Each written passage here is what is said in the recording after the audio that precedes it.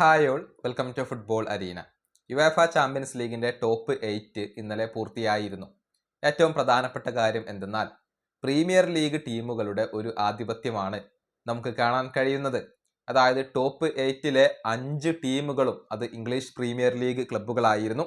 Arsenal, Liverpool, Tottenham, Chelsea, Manchester City എന്നീ English ക്ലബ്ബുകൾ ആദ്യ 8-ൽ ഫിനിഷ് ചെയ്തവരാണ്. അതേസമയം ലാലിഗയിൽ നിന്നും FC ബാഴ്സലോണ മാത്രമാണ് ആദ്യത്തെ 8-ൽ ഇടം നേടിയിട്ടുള്ളത്.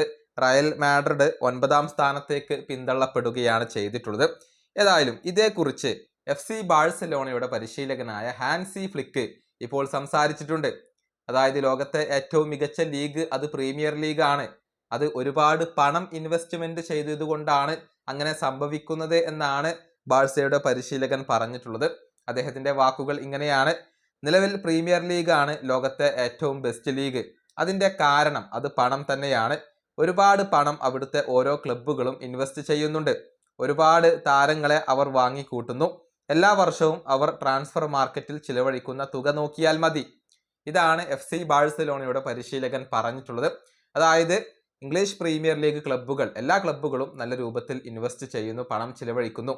അതുകൊണ്ട് തന്നെയാണ് യുവേഫ ചാമ്പ്യൻസ് ലീഗ് ഉൾപ്പെടെയുള്ള എല്ലായിടത്തും അവരുടെ ഒരു മുന്നേറ്റം ഉള്ളത് എന്നാണ് ഇപ്പോൾ ഹാൻസി ഫ്ലിക്ക് വ്യക്തമാക്കിയിട്ടുള്ളത്. ഏതായാലും FC ബാഴ്സലോണ ഇപ്പോൾ ടോപ്പ് 8-ൽ ഫിനിഷ് ചെയ്തിട്ടുണ്ട്. 5-ാം സ്ഥാനത്താണ് ബാഴ്സ. 8 മത്സരങ്ങളിൽ നിന്ന് 16 പോയിന്റാണ് അവർക്കുള്ളത്. ഏറ്റവും മികച്ച പ്രകടനം നടത്തിയത് ആഴ്സണൽ തന്നെയാണ്. 8 മത്സരങ്ങൾ കളിച്ചപ്പോൾ 8-ലും വിജയിച്ചുകൊണ്ട് സമ്പൂർണരായിക്കൊണ്ടാണ് ഇപ്പോൾ അടുത്ത ഘട്ടത്തിലേക്ക് ഗണ്ണേഴ്സ് എത്തിയിട്ടുള്ളത്. ഈ വീഡിയോ അവസാനിപ്പിക്കുന്നു. അടുത്തൊരു വീണ്ടും കാണാം.